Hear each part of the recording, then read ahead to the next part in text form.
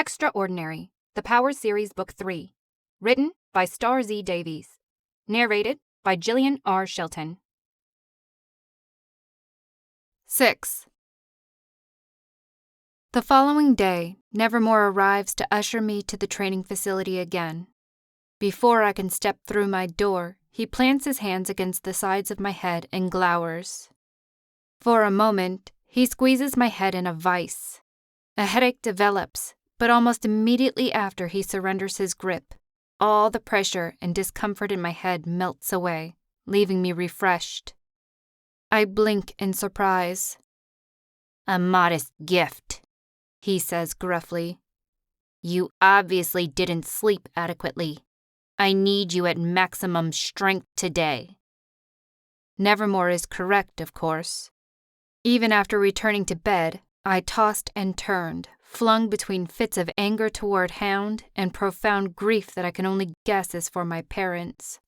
To top matters off, I had some sort of hideous nightmare once I went back to bed. Now, as we travel down the freight elevator to the training facility, I can no longer recall what that nightmare was about. I remember it being dreadful, but nothing else comes to mind, as if all memory of the nightmare itself has wiped away. Hound is already waiting for us, chatting with a black-haired girl who giggles at something he says and flips her hair back over her shoulder. Upon spotting me, Hound turns off his charm and all but ignores the girl. His face lights up as he looks at me, and I can understand why all the girls find him gorgeous.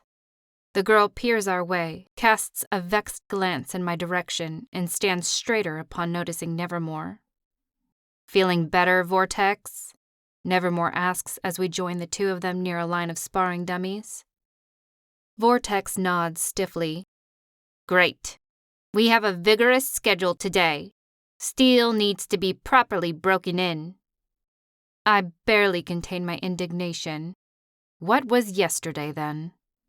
Vortex's dark eyes sweep over me as if weighing me, and she smirks. "I think I can manage that." Nevermore crosses his skinny arms over his frail chest.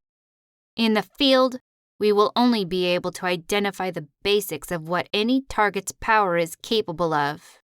And that will not include any unseen companions they may have with them. Steel, Vortex is your target.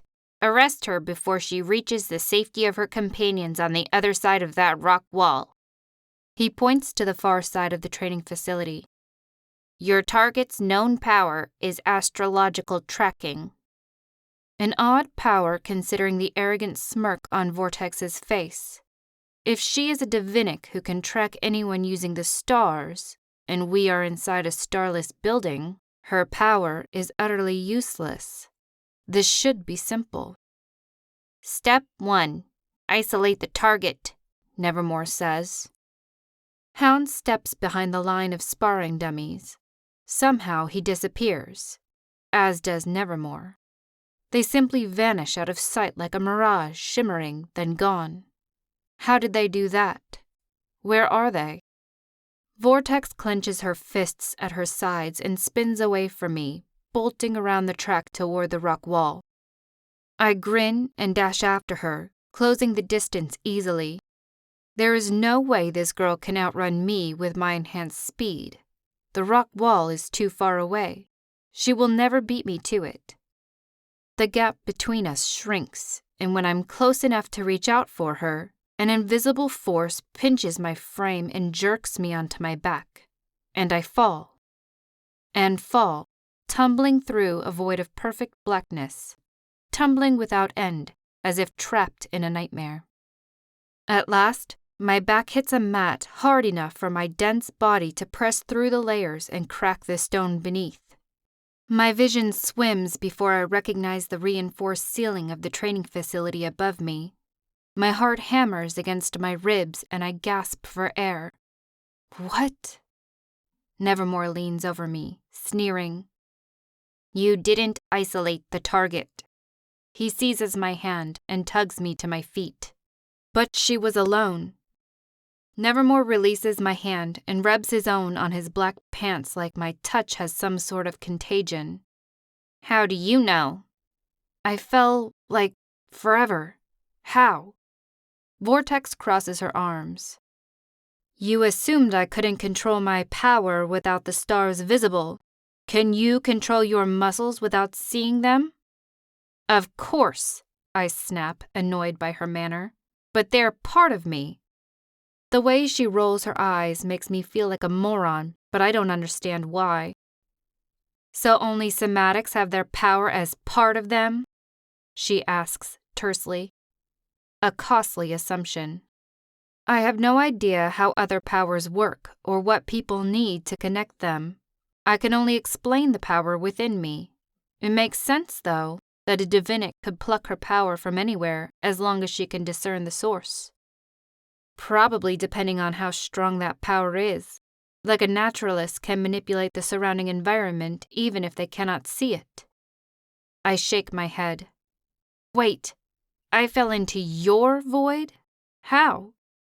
You didn't isolate the target, Nevermore repeats, sounding more exasperated, as if I should understand. I wish I did. I was there, hiding, Hound says, and when you drew close enough, I applied my hematology to force you off your feet, and she dumped you into the void. I spin to discover him standing close enough to my shoulder, his breath ruffles my hair.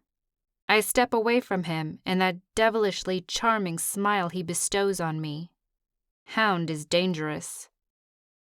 But you two literally disappeared, I say, unable to recall any invisibility power. Nevermore taps his head. Telepathic projection. He made me think they had disappeared? Again, Nevermore commands. With pleasure. Vortex takes off again, her black hair whipping behind her. This time, I offer her a head start. It won't matter. I can still catch her, but I have to be more cautious. I track her movements, then scour the training facility. She has about a half a mile before she reaches the rock wall. Nevermore warned that on the other side she would have help and a chance to slip away. I have to cut off her path to freedom.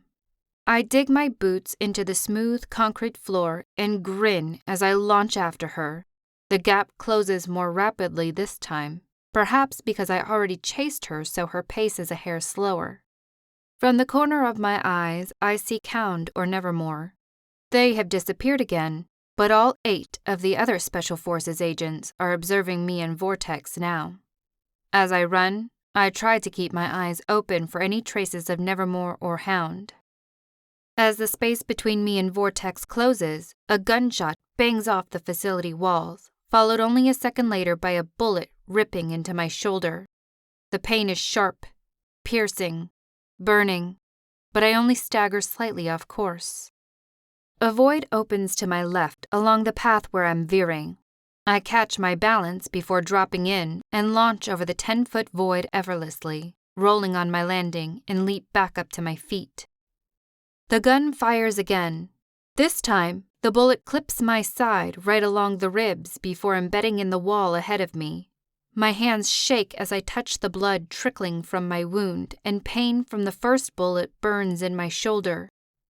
Who is firing at me and why? They could kill me. I flit behind an obstacle course. The shots are coming from behind me, so this should remove their line of sight. Vortex glances over her shoulder at me, but my hesitation under gunfire has spurred her confidence.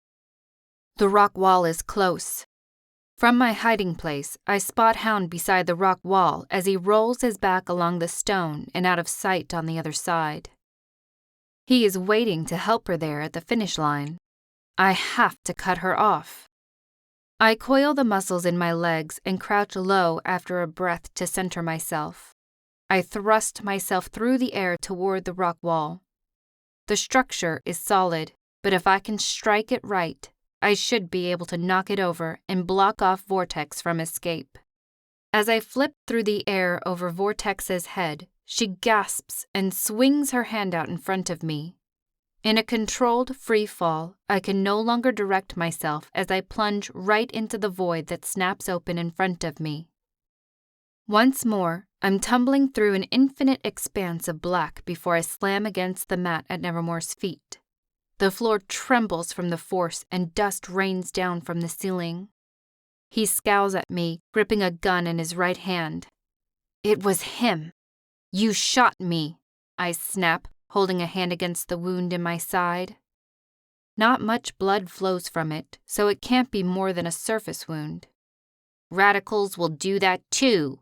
Nevermore holsters the gun on his hip, appearing beyond irritated with me. Maybe he possesses a legitimate reason to be. So far, I haven't proven myself worth much in the field if they can so easily overpower me.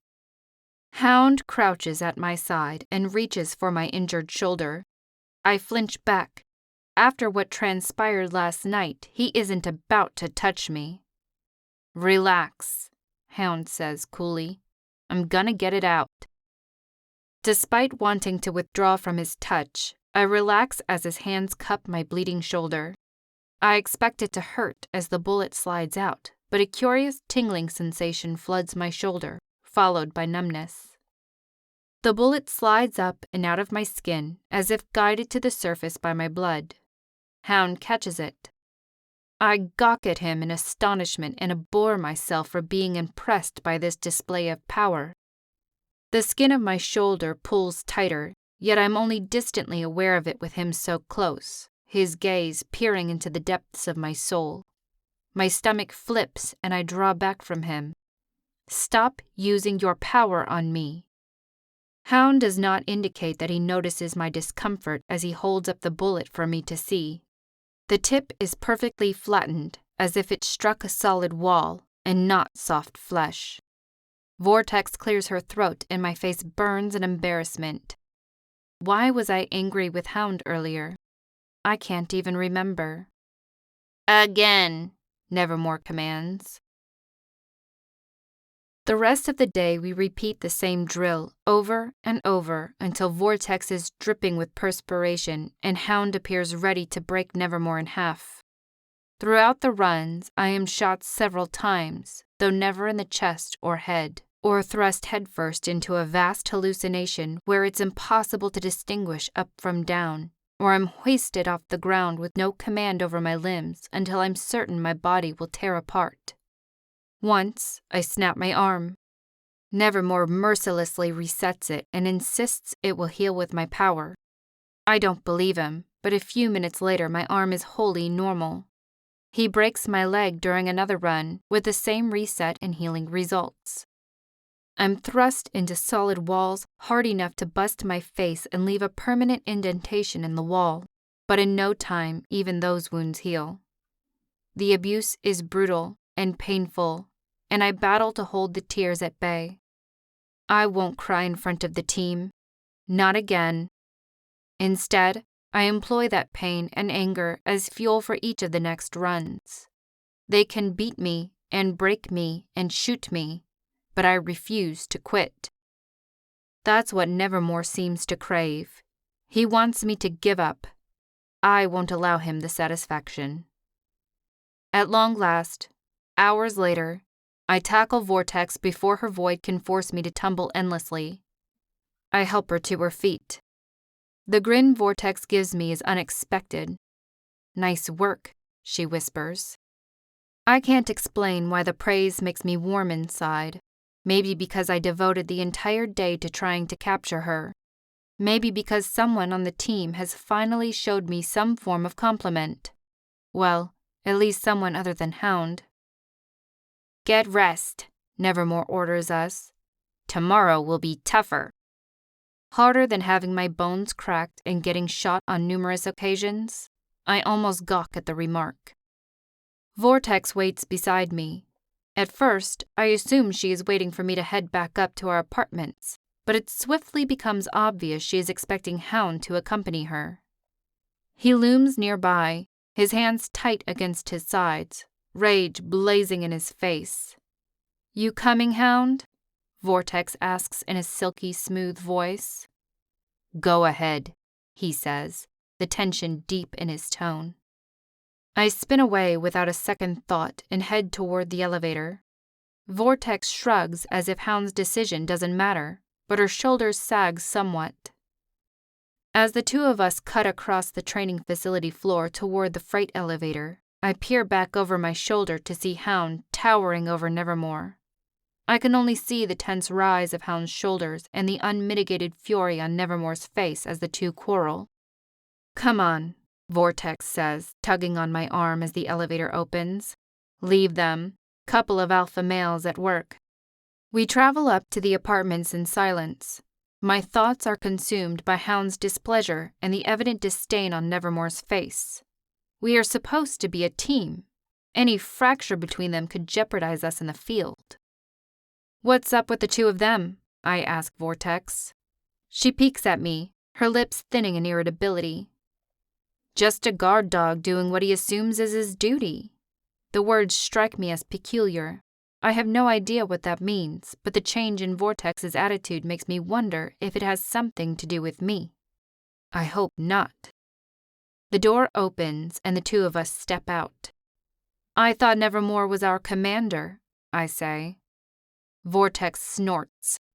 "Barely. He's our training officer, and he has a little more authority than we do, but not by much. Hound seems pretty close to equal with him in rank.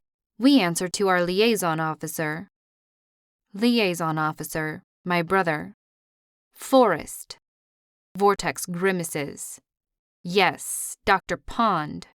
She glances at me from the edge of her eyes. "You're his sister. We all know it." I don't, I think to myself. Except that I do. I don't know how that's the sole thing I remember. I don't understand why he hasn't been by to visit me. "He doesn't work here," Vortex snorts. "Don't you remember anything at all? He's one of the top researchers at Paragon." The name slams against my mind with sufficient pressure to punch all the strength out of my body. I stumble against the nearest wall moments before my knees give out. I nearly tumble to the tiled floor before Vortex slips her arm around my midriff and tugs me upright. "An interesting reaction," she sputters. "You work there too, you know. Security?" Tears well in my eyes, and I can't explain why. "Oh." Vortex appears suddenly uncertain of herself. "Okay, we're crying now. Definitely didn't expect that." I lean against Vortex as she steers me back to my apartment. Polly is there, and as the two of us barge in, she takes one glimpse at me and her face drops. "What happened?" Polly asks, just stressed and suddenly very flustered. Vortex drops me on the sofa as Polly appears in front of me with a plate of meat and a carton of milk. "Is she weak?" Polly asks. "Eating helps." Vortex shrugs. "I mentioned her previous job at Paragon and she about fell over." Something presses against my mind, bashing against it as if struggling to burst free of an invisible barrier that holds it back. Excruciating pain splits my head, driving out a moan. I squeeze back against the sofa. Something drips from my nose. I raise a quaking hand to wipe it away, only to smear blood on my hand. "Get Nevermore and contact Dr. Pond now," Polly snaps at Vortex. Vortex streaks across the apartment, disappearing into one of her voids. I wail as a high-pitched whistle sounds in my ears, but as I squeeze my hands to my ears, I realize the noise is in my head. Polly presses a cold cloth against my forehead. I close my eyes, sucking in breaths like a girl drowning. 7. Boots thump across the floor, back and forth, back and forth. A warm comforter brushes my chin as I angle my head against the pillow. Hound sits on the side of my bed and Nevermore paces the floor in front of him. Neither seems to notice I am awake. "This isn't working," Hound whispers, brushing his hands together. "She needs isolation." Nevermore shakes his head as he paces, tugging at the sleeves of his jacket. "No, it was working, but when Vortex mentioned Paragon, it must have triggered something. It worked. It's working again." He sounds like he seeks to persuade himself more than Hound. Paragon. The name tickles at my mind, but there is something vacant in that space when I struggle to summon anything. Just another in a lengthy list of lost memories. Forrest is going to skin you alive, Terry, Hound hisses. This isn't some dead-eyed regressor. This is his sister. After everything he went through to bring her this far. Hound shivers. I've seen what he does when he thinks he's protecting her. So have you. Nevermore freezes, his back rigid. Afraid they caught me awake, I snap my eyes shut and maintain steady breathing. What are they talking about? None of this makes sense. We need to find... Hound trails off and the bed shifts. Then he drops his voice to a whisper. We need to find him before Forrest loses it. I don't like this any more than you do, Nevermore snaps. But Forrest won't let us out there until she's ready. Hound grunts. She's not bait. She's all we have. You know better than me just how swiftly he runs to her. Forrest gets his man. We get the radicals. It's a win-win. The project is on track, a strange man says. His voice is familiar and reassuring, but also chills my blood with the coldness of his tone. Terry, go deal with Polly. She's climbing the walls right now. And when you finish with her, see to Vortex. I can't allow her to remember this. Boots scuff the floor as Nevermore leaves. He's failing, Hound says tersely. He's not failing, the unknown man says. He just requires the appropriate motivation. Thankfully, I know precisely what that is. You can go, Jimmy. Thank you for watching over her. Can't I stay a bit longer, Forrest? Hound asks. The mattress shifts again as he rises. I prefer to be with her when she wakes up. My heart leaps, and it takes all my willpower not to expose my surprise. Forrest. My brother Forrest. He's here. I'm both delighted and intimidated. No, I'll be here, Forrest says. I must speak with her, alone. Well, at least let her know I was here, Hound says. For appearances, if nothing else. Hound leaves, and the door closes behind him. A moment afterward, the mattress sags as Forrest sits where Hound had been. His hand falls over mine and squeezes gently. The touch is tender. I wait for him to say something, like when people talk to a coma patient, but silence settles around us. His thumb brushes the top of my hand, but he doesn't move or talk. What is going on? What is Nevermore failing? What happened to me they are all so concerned about? Am I the bait? And for whom? The only thing that has made sense is mention of stopping the radicals. That I'm on board with. I struggle to recall what might have happened to me, but all that persists is the vicious training, then waking up in my bed. Something must have happened to me during training that has everyone worked up. The sound of gentle tapping raises my interest, and I crack my eyes open. Forrest perches beside me, holding one of my hands as he taps through data on my tablet. He must sense movement from me because he peers over. The lines of his face are serious, the cheekbones high. Piercing copper eyes gaze down at me, eyes just like mine, only sterner. I'm astonished to discover him in jeans and a collared shirt. It gives off an air of informality that somehow doesn't fit him. A smile cracks his stern face and he becomes warm, compassionate. The metamorphosis is distressing. Glad to see you awake, Forrest says, switching off the tablet and setting it on the nightstand. You caused quite a panic. I rub my head, yet can't justify why. What happened? Training exercise gone wrong, but you're okay now. Forrest pats my arm. It might help if you tell me what you remember. If only. I strive to draw something back, but nothing arises. It's as if the memory of the exercise has sunk into one of Vortex's voids.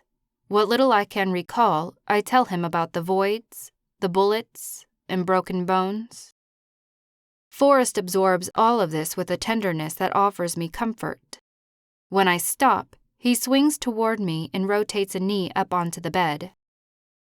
"Bianca," he says, and his posture becomes more stooped as he averts his gaze to our hands. "Do you remember why you are here?" The hints in the slope of his shoulders, curved spine, and slumped face tell me explicitly what he refers to. Our parents. I try to answer, but my throat closes off, driving me to swallow hard enough for him to hear. "Tell me what happened to them," I say, my voice gravelly and cracking. Forrest's hand slides out of mine and he rubs both palms over his jeans. "The world is a treacherous place, and our parents ended up on the wrong end of the radicals. Things are getting hairy in Elpis, Bianca. You remember about regression?" I provide a small nod. Regression from powers is a rising threat to our way of life. Our powers are what keep us alive. Regressors are becoming more violent, joining a group of radicals determined to break down our government. They don't seem to realize that we need this government and these powers to endure. The world is still broken. History lessons flood back to me. Non-powered humans waging war on those with powers. Atmos causing a chain reaction of a radioactive meltdown around the world with his atmokinesis. Only people with powers survived the fallout, applying their skills to sustain themselves. Yet even with powers, people still died alone. Elpis rose from the ashes at the meticulous hand of the Directorate, establishing a city that thrives on cooperation and depends on powers. The world beyond Elpis is still a desolate wasteland, as far as anyone can tell. Now, regression threatens our very existence. Without our powers, we will perish. Who would dare rise against the end of regression? Why? Forrest scrubs his hands together, a habit I've noticed, then examines them as he proceeds. The night they bombed Paragon Tower, Dad approved a broadcast that this radical group did not appreciate. They assaulted the house on Dysart Lane and murdered our parents in their sleep. Grief catches his voice and it cracks. Tears prick my own eyes. "That's why I signed up for this," I say, scarcely able to produce the words. Forrest's head bobs as he continues to glare at his hands. "These radicals have torn our family apart, B, which is precisely why I volunteered to be a liaison for Paragon Diagnostics in the Department of Military Affairs. I have to stop them." I reach out and slide my hand into his. We have to stop them. His watery gaze meets mine, and the tears make his eyes gleam. We have to stop them. He sucks in a breath and straightens, his jaw stiffening. We have to stop him. I blink, another allusion to this unknown man. "Who?" I ask. "Whoever it is, I will do everything in my power to stop him." A terrible hunger for vengeance burns in my heart. Whoever Forrest is speaking of, he is responsible for the deaths of my parents. I will return that favor in kind. Forrest sighs and pats my hand. "Later. Right now, you need to rest."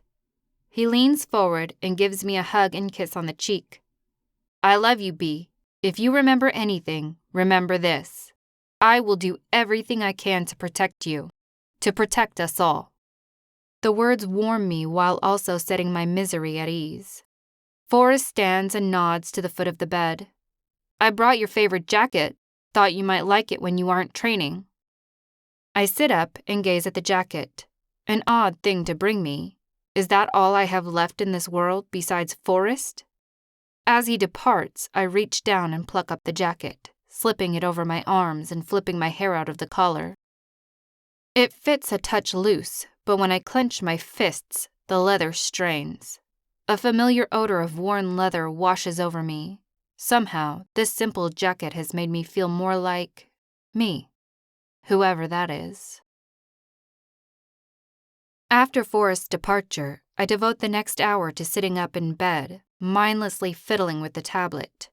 Pieces of my childhood come back to me. Forrest and me at the creek where I broke my arm and he carried me home to Mom and Dad. Pink rain boots that nearly come up to my knees as I jump in puddles on the edge of the street, maybe only 7 or 8 years old. Mom yelling at me for dripping mud as I enter the house, the mud clinging to my clothes like I rolled around in it. The image of a mud castle sliding back in the ground as Forrest stands behind me with his arms crossed. He is hardly 4 years older than me, yet he acts much older as he informs me that Mom will punish me for certain this time.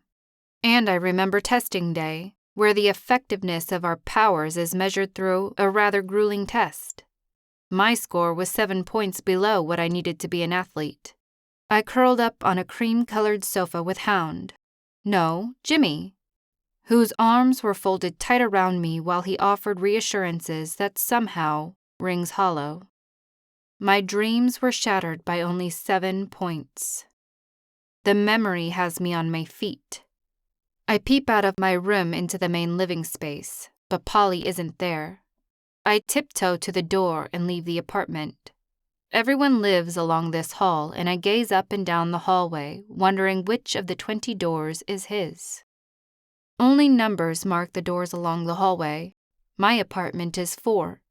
Slowly, I creep along the hallway, seeking to listen through doors for voices, but I hear nothing. I could just try knocking, but I don't want to disturb anyone who might be resting by choosing the wrong door. The hallway smells of industrial cleaner, as if someone recently washed the floors. Bright lights make the ceiling glow, yet I cannot spot the lights themselves. Behind me, the freight elevator hums with life as it reaches the floor. I twist to determine if Hound will emerge. Instead, Unit 12 exits, casting me a curious once-over as they each head to their apartments. I make note of which doors they enter. Hound probably isn't in there, but then again, Polly isn't on my team and I share a space with her. The door to apartment 6 opens right beside my own, and Hound peers out at me. "Are you lost?" "No. Yes. Flattening out my black leggings, I march toward him as he tiptoes out and closes the door behind him. "How did you know?" Hound taps his nose. "My power," he says, as if I should have foreseen that answer, and I should have. I nod, even though I realize his bloodhound power doesn't come from his nose, but a sense of who is nearby because of their blood. While I don't actually know how hematology can sense blood, I know that he somehow does it. "Everything okay?" he asks as I pause in front of him. His hand brushes my arm and delivers a flutter of butterflies through my stomach. "I remember you." Hound lifts his chin, and his smile seems to suspend on his face. "Oh?" His fingers tense ever so slightly against my arm. He is concerned about something, but withholds it behind a veil of charisma. "Why?" "What do you remember?" he asks. "Testing day." He nods slowly, as if this makes perfect sense. "That was a nasty day for you. But you were there." Hound slides his hand up my arm until it cradles my cheek. "Always." He moves closer, and his eyes capture me. "That was the first time we kissed." Realizing he is about to attempt kissing me again, I draw backward. His hand slips away, and he appears wounded by the withdrawal. "If I had those feelings for you before," I say deliberately, "why do I constantly feel so irate with you? What happened to us?" Time seems to stop as he retreats, powerless to match my demanding gaze. His entire body becomes rigid. Yes, something went awry, and it wasn't my fault. At this moment, Hound could claim anything, but it wouldn't make up for the certainty that our relationship broke over something he did wrong. He has no intention of explaining either. I draw another step backward toward my door.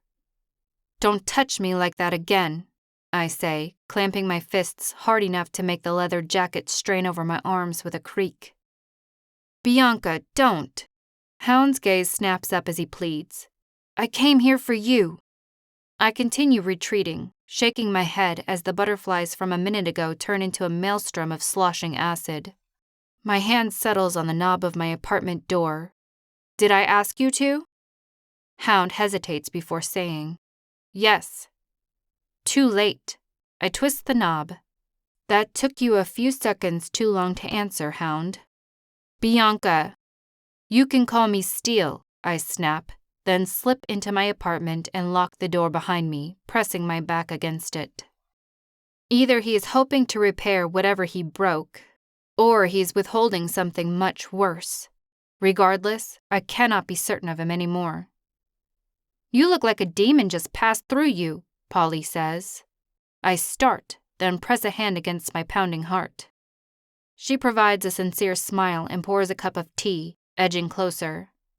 Here, this always helps calm my nerves. Thanks, I say, accepting the steaming cup. I stroll over and relax on the sofa. Polly joins me, gazing at me with intensely curious eyes.